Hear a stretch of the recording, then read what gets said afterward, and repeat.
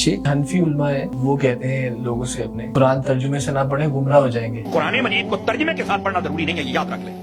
अगर कोई कहता है कि तर्जुमे के साथ पढ़ना जरूरी है, मैं इस जाहिल और इसके जितने बाप है कमीने में उन सबसे कहना चाहता हूँ, अगर कोई उसका चमचा कड़छा यहाँ बैठा है वो भी गौर करे, मेरा क्लिप रिकॉर्ड करके प्योर कर लो और कहता जवाब दे।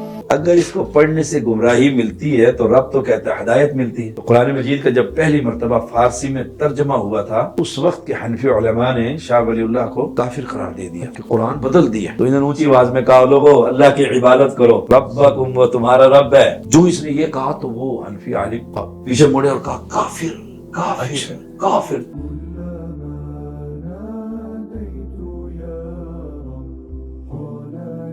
अस्सलामु अलैकुम वरहमतुल्लाह। आज हमारे इस्लामिया स्टूडियो में मोहतरम जनाब फ़ज़ीलतुल शेख तैयबुर रहमान ज़ैदी साहब तशरीफ़ फरमाए। हम आपके इंतहाई मशकूर हैं कि आप इस्लामिया स्टूडियो तशरीफ़ लाए। बहुत शुक्रिया। शेख, कुछ हनफी उलमा है, वो कहते हैं लोगों से अपने कि कुरान तर्जुमे से ना पढ़े गुमराह हो जाएंगे। हालांकि कुरान पढ़ने से तो यानी निजात है, उससे सीधा रास्ता हमें पता चलता है कुरान से, तो ऐसा क्यों कहते हैं वो? इस पर आप क्या कहेंगे? बिस्मिल्लाहिर्रहमानिर्रहीम, अल्हम्दुलिल्लाहि रब्बिल आलमीन, वलाक़िबतु लिलमुत्तक़ीन, वस्सलातु वस्सलामु अला सय्यिदिल अंबियाइ वल मुरसलीन।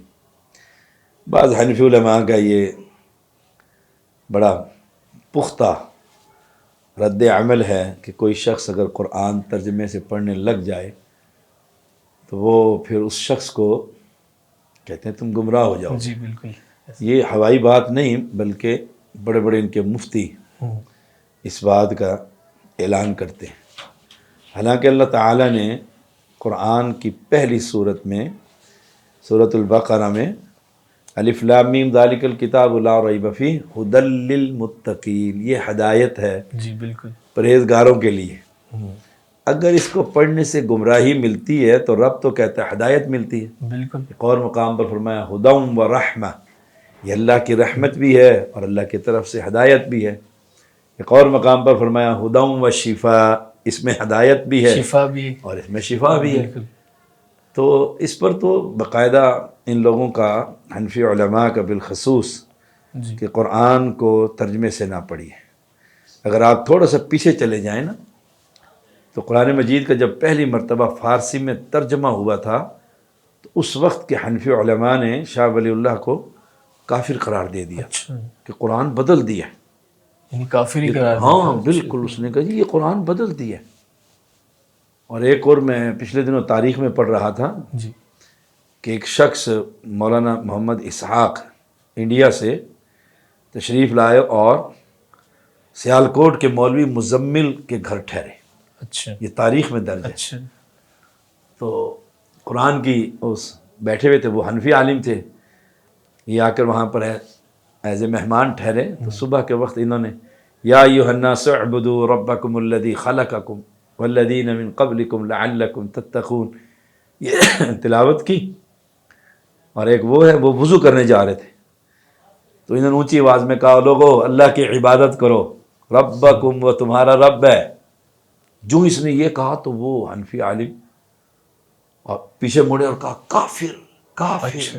काफिर, 3 ये मरतबा। बात पे काफिर। हाँ, उसने कहा तूने कुरान का तर्जुमा कर दिया।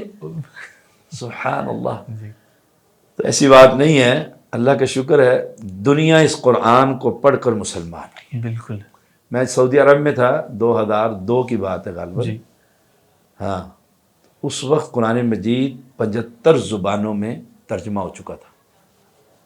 हम फिलिपाइनी आते, उसकी ज़ुबान में उसको कुरान यानी देते, आसान हो गया ना लोगों के वलक़द लिए। यस्सरनल कुरान बिल्कुल। लिज़्ज़िक्रि फ़हल मिन मुद्दकिर। अल्लाह फरमाता है कोई है जिस कुरान को पढ़े, ये नसीहत है बिल्कुल। लोगों के लिए, आसान कर दिया हमने। कोई है नसीहत पकड़े, इससे अल्लाह फरमाता है आसान कर दिया। असल मसला ये है, जब आप कुरान पढ़ेंगे ना तर्जमे से, जी तो आप देखेंगे जिनको तुम अल्लाह के अलावा पुकारते हो इबादुन अमसालुकुम, ये तुम्हारी तरह के बंदे हैं। जिनको तुम अल्लाह के अलावा पुकारते हो, मा यमलिकून मिन क़ितमीर, ये तो खजूर की गुठली के ऊपर जो बारीक झिल्ली है उसके भी मालिक नहीं। बिल्कुल। तो आपका अकीदा दुरुस्त हो जाएगा।